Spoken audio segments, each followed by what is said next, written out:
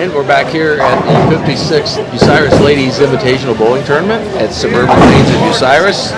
And we have with us Bill Hansen again for the results of Game 3 of the Invitational. We want to remind you that we're brought to you in part by Mike Robinette at Trinity Monuments, Todd Nye at Nye Builders since 1946, Jim and Jeremy Lederer at Jim Lederer's Body Shop, Ralphie's Great Food and Spirits, Galleon and Marion, Rob Lust at Edgefield Animal Clinic in Marion, and Rick McWaters at Cyclotech. So, Bill, you got the results for Game 3. Yes, we do. Lanes 1 and 2, Game 3, Michelle Stahl had a 164 for a 210 handicap. That gives her 504 scratch after 3 games and a 642 handicap score. Then on lane 2, Deb Mason had a 185. It gives her a 250 handicap score for 464 scratch and 659 3-game total. It's a close match. Close match there, yes. On lanes 3 and 4, Shelley Yancey had a 138 to give her 196. That's 480 scratch for the 3 games and 654. Against Emily Groves, she had a nice 231 game. Gave her 276. That's 570 scratch for a 715 3-game total. So Emily's that flipped that score because Shelley was leading after 2 games. Right. Emily was telling me, she said, "Well, I had my oops game in the second game, so I came back." So I said, "Yeah, you sure did." On lanes 5 and 6, Cynthia Hester had a 152 for a 221 scratch score. That gives her 418 scratch for a 625 handicap score. Against Robin Pangello, Robin had a 142 with a 187 handicap score. That gives her 498 scratch for a 533 handicap score. So Cynthia's pretty good in the lead there, up 80 pins. 85 pins approximately. So that's going to be an interesting Except score. for the first game, she's really she's there neck and neck without handicap. Right, yeah, definitely. And on lanes 7 and 8, Amy Brewer had a 141 with a 212 handicap score, and that gives her 402 scratch with a 615 handicap score. And Patricia Horsley had a 166. It gives Patricia a 200 handicap score.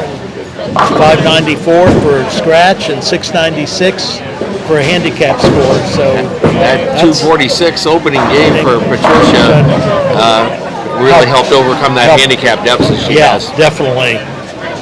And then on lanes 9 and 10, Deb Higginbotham had a 158 and a 228 handicap score. That gives Deb a 465 scratch and 675 handicap score. And Charlie Britt had a 173 for a 241 handicap score. That gives Charlie 452 and a 656 handicap score. So that another close match. Another close match again. That's right. Excuse me. On lanes 11 and 12, Tricia Brigner had a 137 for a 191 handicap score. That gives Tricia a 442 scratch and 604 handicap score. Against Tasha Ridgway, she had a 153 and a 191 handicap score. That gives Tasha 507 for a 621 handicap score. So there's another, could be a close match. Within reach. Right there at this point. Looks like on game 4, I'm looking at Tasha has a 4-bagger right now. So Tricia should be in some deep trouble, to say this. On lanes 13 and 14, Shelby Gable had a 164 for a 207 handicap. That gives Shelby a 511 for a 640 handicap score. And Lisa Penwell had a 188 for a 246 handicap. And gives Lisa a 567 for a 741 handicap score. So that match is pretty well put away there. Unless Lisa would happen to fall and Shelby would really come alive. Then on lanes 15 and 16, Shar Oxler had 187 for a 252 handicap.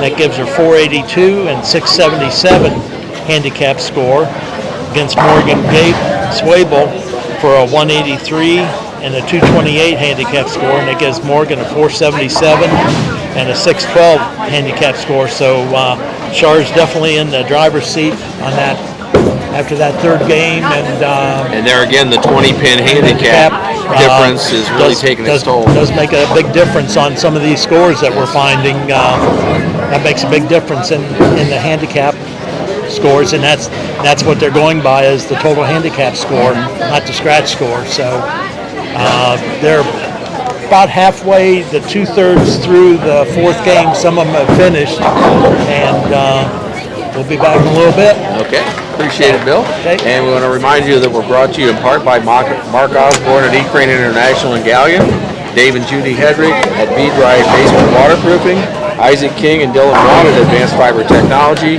and Martin Bernhardt at Mike's Roofing. We'll be back with the results of Game 4, the wrap-up of the opening round of the Bucyrus Ladies Invitational in a few minutes.